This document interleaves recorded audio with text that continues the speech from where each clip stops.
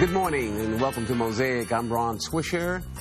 On behalf of Hugh Burrows, our producer, and Elizabeth Egdell, our co-host, this is, of course, Valentine's Day, and we shout out to you and wish you the best and your loved ones on this day. And Hugh Burrows, our producer, will have a segment on that a little bit later in the program. This is also Black History Month.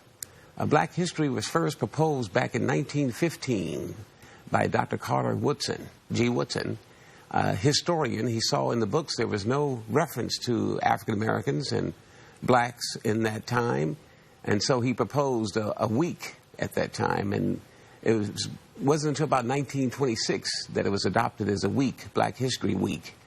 But in 1976 it became Black History Month in many states, and in fact President Gerald Ford was the first to acknowledge Black history as being important. United Kingdom has also acknowledged it in 1987, Canada in 1995. And so we have an emphasis on African Americans who have made tremendous contributions to our society because of that. We're blessed to have a guest who's been here before, who's made great history in the Bay Area as well as throughout the country. We've had him as a guest back in July, so I'm pleased to have him again, Paul Cobb. Good to see you again, Paul. Good to be here. Let's start with you. What is some of your background and history that you've made? Well, you know, I was born here in the Bay Area.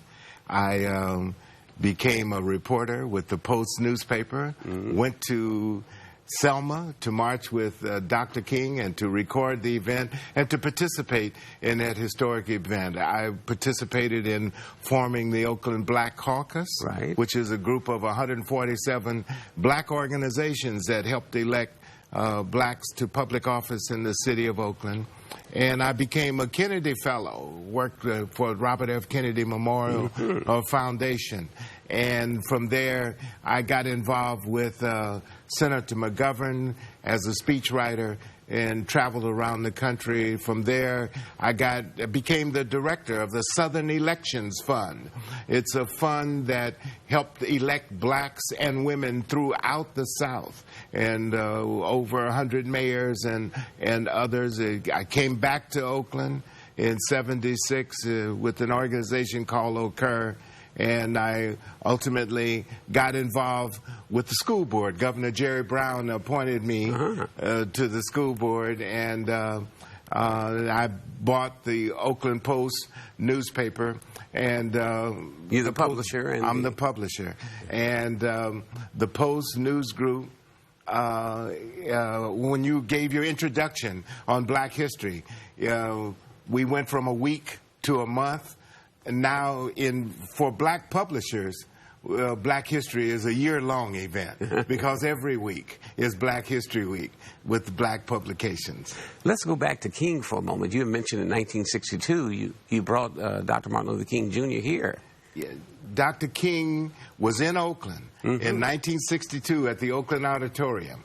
And my stepfather-in-law, Richard A.G. Foster, and Reverend Stovall, and a lot of the key ministers of the Bay Area, I got a chance to meet Dr. King at the Oakland Auditorium.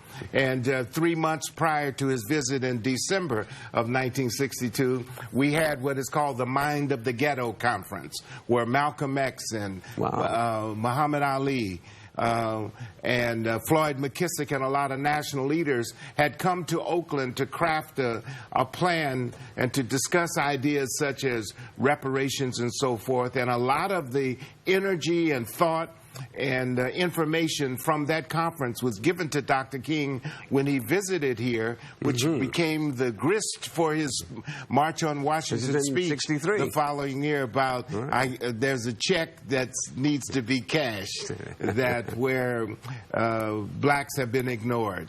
So that's a wonderful introduction, and thank you for that richness. That's one of the reasons why we invited you. Please join us with Paul Cobb.